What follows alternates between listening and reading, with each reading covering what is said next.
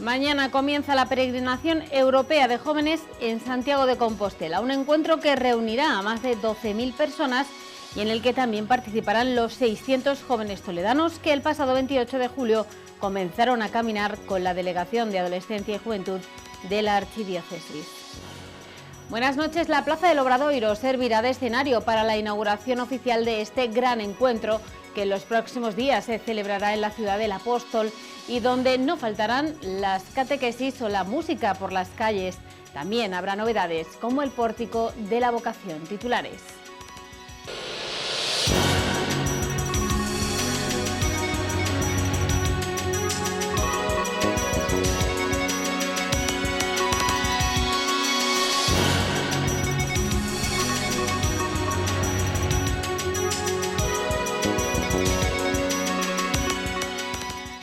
El paro sube en 2.705 personas en Castilla-La Mancha durante el mes de julio.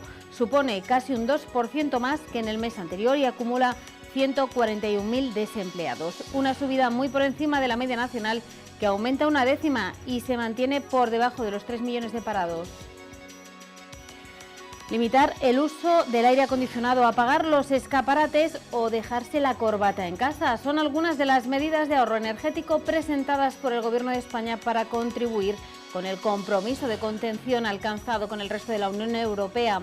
Medidas que se extenderán hasta noviembre del año 2023 y que se endurecerán a partir de septiembre.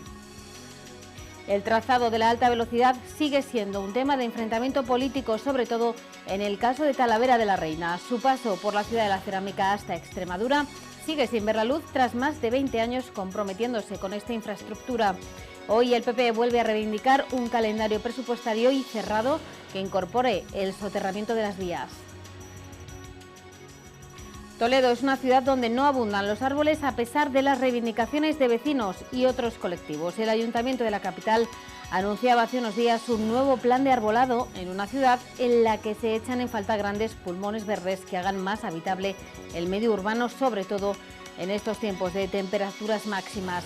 ¿Pero fue Toledo siempre esquiva a los árboles? Un recorrido fotográfico por nuestra historia nos muestra que no siempre fue así. Comenzamos.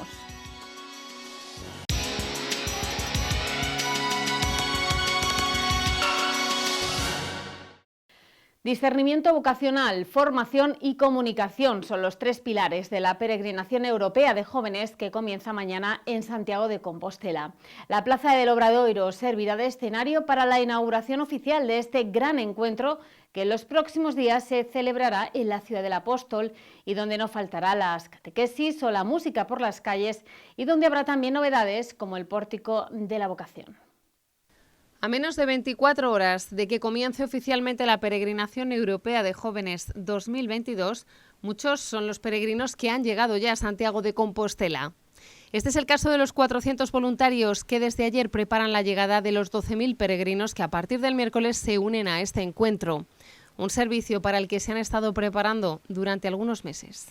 Para nosotros son fundamentales los voluntarios, siempre son ese centro o ese corazón que da vida a todo lo que se ha ido trabajando durante meses. Y bueno, lo que van a hacer principalmente pues es, unos van a tener tareas en los alojamientos, siendo los voluntarios responsables de las entradas y salidas en los espacios de alojamiento, otros van a estar en todo el tema del catering, la ayuda de reparto de comidas, etcétera. Los otros van a estar en la zona de los talleres, donde van a tener que acoger a los jóvenes que vayan a vivir o a tener la experiencia concreta de cada taller. El discernimiento vocacional, la formación y la comunicación son los tres ejes fundamentales de esta peregrinación europea que contará con catequesis ofrecidas por los obispos, testimonios de jóvenes y que pondrá en marcha como novedad el pórtico de la vocación, como un espacio para la reflexión que será inaugurado este miércoles a primera hora de la mañana. Porque uno de los objetivos fundamentales en la pastoral con jóvenes es el acompañamiento en el discernimiento vocacional y por tanto todo lo que se refiere a discernimiento vocacional, en cualquier iniciativa que hagamos de juventud tiene que estar muy claro, ¿no? Por otro lado, porque en el sínodo de los jóvenes, algo que se dijo también es que nos tenemos que esforzar en la pastoral con jóvenes de acompañar al joven a todas las realidades de las vocaciones que se puedan encontrar. La música tampoco puede faltar en un encuentro así y en distintos puntos de la ciudad compostelana se podrá disfrutar en los próximos días de conciertos y festivales de grupos católicos. con el objetivo de que se convierta en una herramienta con la que llegar a los más jóvenes y entablar un diálogo con ellos. Diálogo que es muy propio de los jóvenes y que ayuda mucho a los jóvenes, que es la música. Porque a los jóvenes les encanta la música y viven con la música, y con eso se puede dialogar. Desde la Subcomisión de Juventud llevamos años apostando por el tema de la música, con esos encuentros de músicos católicos que hemos ido haciendo años, y ahora después de estos 8 años, ahora vamos viendo frutos y vamos viendo que verdaderamente hay que apostar. Canal Diocesano de Televisión les ofrecerá algunos de los actos centrales de la Peregrinación Europea de Jóvenes, y de esta manera, mañana 3 de agosto a las 6:30 de la tarde, en directo desde la Plaza del Obradoiro, acogida y bienvenida de los peregrinos e inauguración oficial de la PEG 2022. Y el sábado por la tarde, tras la Santa Misa, en directo musical y vigilia desde el Monte del Gozo, desde donde el domingo a las 10 de la mañana comenzará la Santa Misa de clausura de la Peregrinación Europea de Jóvenes 2022. La iglesia de Santa María de Benquerencia acogió la misa funeral por el eterno descanso de la joven Rebeca Teijeiro, celebración que estuvo presidida por el señor arzobispo don Francisco Cerro, quien recordó en sus palabras sus encuentros personales con esta joven toledana y cómo también su recuerdo acompaña a los jóvenes que están peregrinando hasta Santiago de Compostela. A veces es la pregunta más violenta que hace el hombre contra Dios. ¿Por qué? ¿Por qué? Dios nos va a responder el para qué. Quizás no lo esté respondiendo ya para qué. Las gracias que ha conseguido esta mujer, esta madre, esta esposa. Las gracias para nuestra archidiócesis de Toledo. Caminaba yo con cerca de 700 jóvenes por Asturias hasta ayer, camino de Santiago de Compostela. La hemos recordado tantas veces, la misa, tantos momentos que nos hemos encomendado a ella.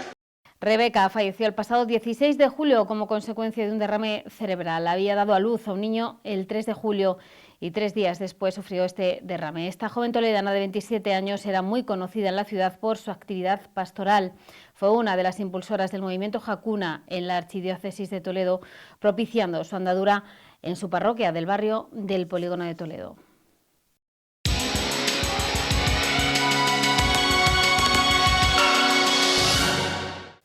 El paro sube en 2.705 personas en Castilla-La Mancha durante el mes de julio. Supone casi un 2% más que el mes anterior y acumula 141.000 desempleados. Una subida muy por encima de la media nacional, que aumenta 1/10 y se mantiene por debajo de los 3 millones de parados. Los meses de verano suelen ser tradicionalmente buenos para el empleo. La campaña estival impulsa la contratación, especialmente en el sector servicios, pero este mes de julio no ha sido así. Según los datos que publica hoy el Ministerio de Trabajo y Economía Social, se refleja un aumento del paro en Castilla-La Mancha de 2.705 personas respecto al mes anterior, es decir, una subida de casi el 2%. El sector servicios ha sido el detonante en la subida del paro, con más de 2.500 desempleados más en el séptimo mes del año. También aumentó, aunque a menor ritmo, en la agricultura, en la construcción y en el colectivo sin empleo anterior. Además, el paro subió en las 5 provincias y mientras que el mes pasado Cuenca y Albacete estaban entre las provincias españolas que más empleo crearon, la tendencia ha caído. Toledo y Ciudad Real superan las 800 personas más en desempleo. Si comparamos las cifras con las de julio del año pasado, en la región hay 27.654 desempleados menos, un descenso del 16,39%, pero aún hay 141.101 personas sin empleo en Castilla-La Mancha. En julio se formalizaron 76.308 contratos, casi un 20% menos que el año pasado, más de la mitad de ellos temporales. En España el paro aumentó en 3.230 personas en julio, apenas una décima que mantiene la cifra total de desempleados por debajo de los 3 millones de personas. Unos datos que valoraba hoy el Gobierno regional, que pone el acento en el descenso del paro en términos interanuales. Aseguran que consolida el dato más alto de empleo en un mes de julio desde el año 2008. Según el director general de Programas de Empleo, José Luis Cabezas, pese a ser un julio atípico por el crecimiento registrado respecto al mes anterior, el desempleo en la región se ha reducido en más de 27.600 personas en los últimos 12 meses. Muy diferente es el análisis realizado por el PP. Miguel Ángel Valverde asegura que el 83% del paro total registrado en España se concentra en nuestra comunidad autónoma, tercera región con peor dato del país, solo por detrás de La Rioja y Baleares. Estos datos no son coyunturales, estos datos no son un viento de verano, estos datos confirman la tendencia de otros datos que ya vienen siendo negativos desde hace meses. Y sin embargo los gobiernos socialistas están al pairo, al culpar a agentes externos, al culpar a situaciones coyunturales que se van a corregir. Comisiones Obreras, por su parte, también considera que, pese a ese aumento del paro en Castilla-La Mancha en el mes de julio, hoy la situación del empleo es mejor que antes de la pandemia, con 43.300 personas más trabajando y 22.000 menos en desempleo. Desde el sindicato reconocen que la subida del paro no es una buena noticia, pero lo achacan al fin de las campañas agrícolas. Limitar el uso del aire acondicionado, apagar los escaparates o dejarse la corbata en casa son algunas de las medidas de ahorro energético presentadas por el Gobierno de España para contribuir con el compromiso de contención alcanzado con el resto de la Unión Europea. Medidas que se van a extender hasta noviembre del año 2023 y que se van a endurecer a partir de septiembre. Este gesto no será suficiente para luchar contra la crisis energética que se nos avecina y que sitúa de nuevo a los ciudadanos en una posición de esfuerzo colectivo. España contribuye con el compromiso de contención y ahorro alcanzado con el resto de la Unión Europea con una batería de medidas que se alargarán hasta el mes de noviembre del 2023 y que en septiembre se endurecerán. Por el momento, el Gobierno ha aprobado un decreto con algunas obligaciones. Entre ellas, la temperatura del aire acondicionado no podrá bajar de 27 grados en verano y la calefacción no subirá a más de 19 en invierno en edificios públicos, establecimientos comerciales, grandes almacenes, espacios culturales o cines, además de infraestructuras destinadas al transporte de personas como estaciones y aeropuertos. También el alumbrado de los escaparates tendrá que estar apagado desde las 10 de la noche y exhibir en carteles o pantallas las medidas obligatorias de ahorro. Por otro lado, se recomienda el teletrabajo para funcionarios y grandes empresas con el objetivo de ahorrar en el desplazamiento y el consumo térmico de los edificios. Además, hay una serie de medidas de impulso de las energías renovables, como fomentar el autoconsumo en nuestros hogares. El Gobierno cifra el impacto presupuestario de estas medidas en unos 350 millones de euros, además de reducir la demanda de gas y petróleo un 5% a corto plazo. Medidas que hoy publica el Boletín Oficial del Estado y que ha valorado el delegado del Gobierno en Castilla-La Mancha. Francisco Tierraseca hace un llamamiento al esfuerzo colectivo porque España, dice, no se puede permitir despilfarrar energía. Yo hago un llamamiento a que en Castilla-La Mancha, en todas las localidades, por muy pequeñas que sean y por muy pequeño que sea el gasto energético que realicemos, intentemos ser lo más eficiente posible y que el ahorro va a ir, sobre todo, en beneficio de toda la comunidad. Medidas que también ha criticado el Partido Popular de la región. Aseguran que se trata de un nuevo disparate de los gobiernos socialistas e invita al presidente de Castilla-La Mancha a que siga el ejemplo de la presidenta de la Comunidad de Madrid, que se niega a implementar estas medidas. Ayer conocíamos y que conocíamos nuevamente pues este disparate, esta continua improvisación de los gobiernos socialistas, del gobierno de Sánchez, del gobierno de Paje, de prácticamente todos los gobiernos socialistas, de cómo nos quieren pues apretar las tuercas a todos en momentos tan complicados. Hoy la ministra de Sanidad, Carolina Darias, ha puntualizado que estas medidas del plan de ahorro energético adoptadas por el Gobierno no van a afectar ni a hospitales ni a centros de salud. Otra de las medidas aprobadas por el Gobierno de España es la gratuidad de los abonos de media distancia o cercanías. Será para los usuarios de cercanías, rodalíes y media distancia. Para poder beneficiarse deberán dejar una fianza que varía en función del tipo de transporte y se aseguran así que hace un mínimo de 4 viajes mensuales y se evitan estafas. El consejero de Fomento, Nacho Hernando, valoraba hoy este tipo de medidas.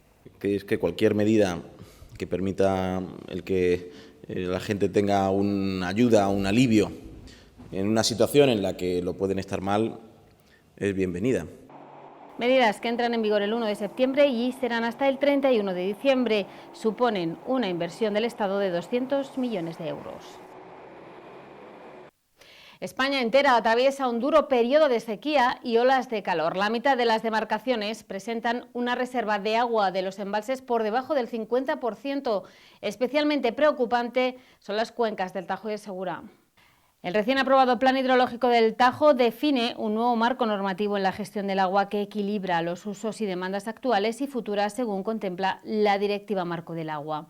De este modo, el plan contempla aumentar de forma paulatina los volúmenes mínimos de agua que deberán tener almacenados los embalses de cabecera, pasando de los 240 hectómetros cúbicos actuales a los 400 en un plazo máximo de 5 años. Se trata de garantizar el abastecimiento de agua a los ciudadanos. Un aumento en el autoabastecimiento a través de las desaladoras, lo que nos permitirá, en este caso, descender, tal y como se ha hecho, los trasvases a realizar y, sobre todo, garantizar la existencia en las mejores condiciones del río Tajo, pero también la utilización del agua del Tajo para la región. Según Tierra Seca, se trata de afrontar el periodo de sequía desde la sensatez, sin guerras entre territorios y gestionando el agua de una forma más eficiente. Según el último informe presentado por el Gobierno sobre la desertificación en España, nuestro país se encuentra ante un escenario preocupante de pérdida de suelo. El documento recoge cómo un 74% del territorio español se encuentra en riesgo de desertificación, con Andalucía y Cataluña a la cabeza. El trazado de la alta velocidad sigue siendo un tema de enfrentamiento político, sobre todo en el caso de Talavera de la Reina. Su paso por la ciudad de la cerámica hasta Extremadura sigue sin ver la luz, tras más de 20 años comprometiéndose con esta infraestructura. Hoy el PP vuelve a reivindicar un calendario presupuestario y cerrado que incorpore el soterramiento de las vías. Ni alta velocidad ni un tren en condiciones es la denuncia que realizaba hoy el Partido Popular a las puertas de la estación de ferrocarril de Talavera de la Reina. Los populares reivindican un proyecto que uniría Madrid con Lisboa, pasando por la ciudad de la cerámica y Extremadura, donde a día de hoy cuentan con un tren que no pasa de los 90 km por hora y registra incidencias y retrasos diarios. Si este tramo de Talavera, si este tramo de la provincia de Toledo entre Madrid y Navalmoral de la Mata no se ejecuta, el AVE no puede llegar a Extremadura, con lo cual todo lo que se diga en otro sentido es engañar, es mentir y es discriminar a una tierra que no se lo merece tras 20 años reivindicando esta inversión, esta infraestructura fundamental en materia de conexión. Andrés Lorite ha visitado hoy Talavera de la Reina, donde ha anunciado que exigirán en la Comisión de Transporte, Movilidad y Agenda Urbana del Congreso de los Diputados un calendario de actuaciones acotado en el tiempo para desarrollar esta infraestructura y que no se dilate más en el tiempo la resolución de las alegaciones al trazado de este proyecto que lleva más de 20 años prometiéndose. Una historia interminable de desprecios que ahora se junta con el incumplimiento de un protocolo por parte de la Junta de Comunidades para hacerse cargo del coste del soterramiento de las vías del AVE a su paso por la ciudad. ¿Por qué el Gobierno socialista de Castilla-La Mancha no quiere cumplir con este protocolo y no quiere asumir el coste que sería el soterramiento de las vías a su paso por Talavera de la Reina? ¿Por qué el Gobierno socialista de Castilla-La Mancha y su presidente Emiliano García Paje da la espalda siempre a los talaveranos en una cuestión que es un clamor de la sociedad de Talavera de la Reina, que no quiere un muro que parta a la ciudad en dos? Un clamor de todos los ciudadanos de Talavera de la Reina que no están dispuestos a seguir viendo cómo se les escapa una infraestructura que reactivaría su economía.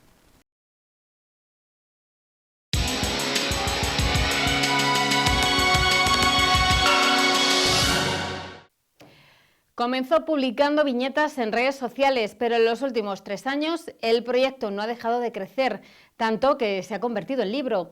Abuelan es un homenaje al papel de los abuelos en el cuidado de los nietos, pero también una reflexión sobre la crianza y la conciliación. Y Yoli Navarro es su autora, una periodista que decidió cambiar la palabra por la imagen.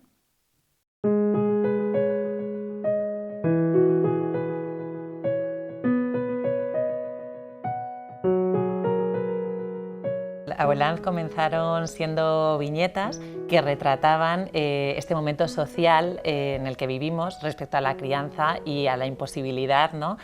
O dificultad para conciliar.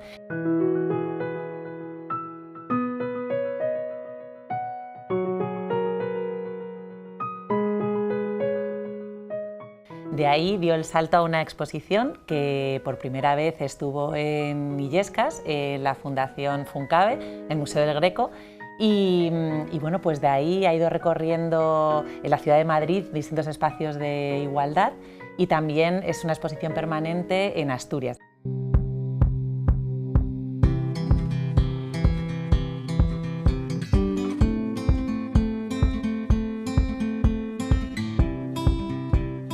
Y después de la publicación de las viñetas en redes sociales y del recorrido por exposiciones, el proyecto de Joli Navarro ha seguido creciendo para convertirse en libro a través de una campaña de micromecenazgo a la que acceder en su web o en la plataforma goteo.org y así seguir reflexionando sobre el papel de los abuelos.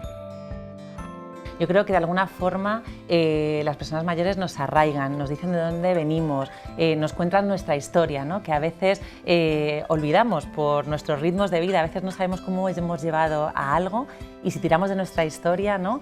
Sabemos por qué estamos ahí. Y esa memoria la tienen nuestras personas mayores. Yo creo que es importante, ¿no? Visibilizar que es fundamental, que los cuidados son la vida, ¿no? Entonces no solo lo pueden realizar o tenemos que tirar de las personas mayores, sino que creo que, bueno, pues que hay otras maneras. Y así Abuelans seguirá visibilizando el papel de los abuelos y las abuelas en el cuidado de nuestros hijos, la aventura de esta periodista que en 2014 se convirtió en madre y decidió cambiar la palabra por la ilustración. Pero aún queda más, el paso siguiente, que las personas mayores le cuenten sus experiencias vitales y ella las transforme también en imagen, un capítulo aún por escribir.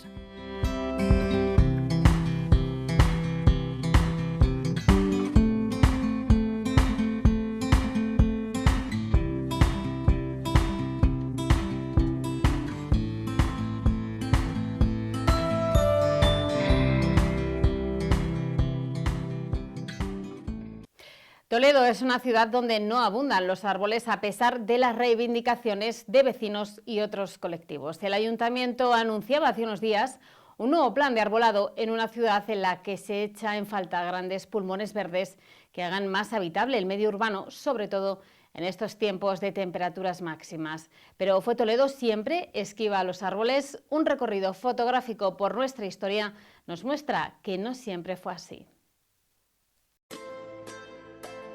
Es una imagen de la calle de Armas hace 124 años, perfectamente reconocible arquitectónicamente hablando, pero donde apreciamos una diferencia brutal, la ausencia de árboles en nuestros días. Una vez más, el blog Toledo Olvidado nos recuerda que la ciudad no fue siempre tan arisca con los árboles. Así podemos contemplar diferentes instantáneas donde vemos árboles en Santiago del Arrabal, en las plazas, en las calles, alrededor de las fuentes públicas, árboles frondosos, bien cuidados, que proporcionan sombra y hacen más amable el paseo de los viandantes, sobre todo en estos tiempos de altas temperaturas.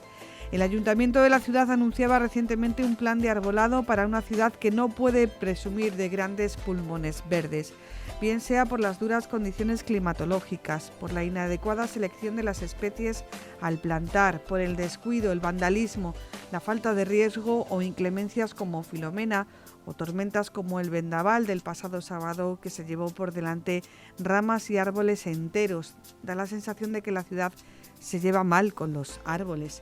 Y no será por falta de reivindicaciones. Desde el propio blog Toledo Olvidado se han lanzado campañas para recuperar almeces, una de las especies que mejor se adaptan a la ciudad, y también diferentes colectivos vecinales han pedido que se planten y que se cuiden los árboles que se plantan. Dice el refrán que solo nos acordamos de Santa Bárbara cuando truena, pues ojalá que en Toledo no solo nos acordemos de los árboles, de su sombra y de lo mucho que aportan a la ciudad únicamente cuando alcanzamos los 40 grados y se convierta en una reivindicación y actuación pública de primera necesidad, porque ya saben que quien a buen árbol se arrima,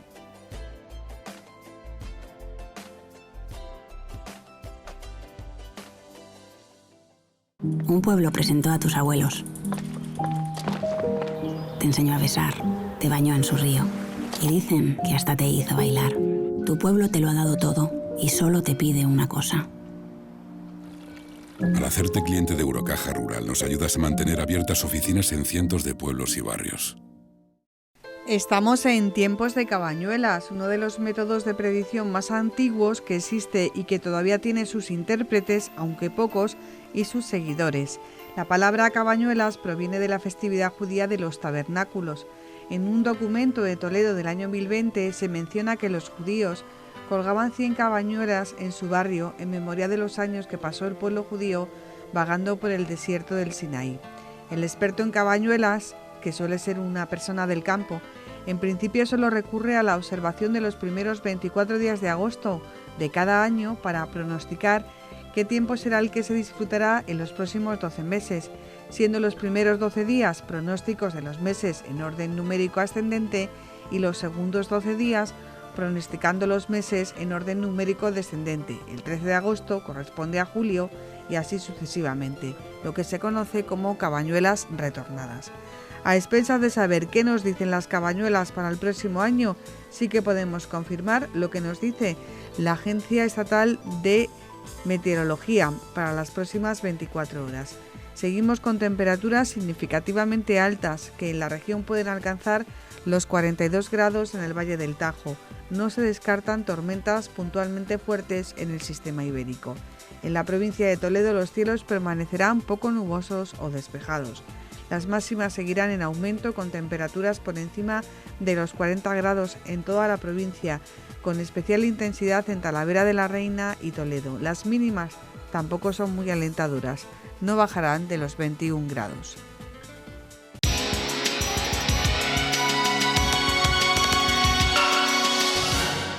Y hasta aquí llega nuestro informativo de hoy. Gracias por su atención y que pasen una buena noche.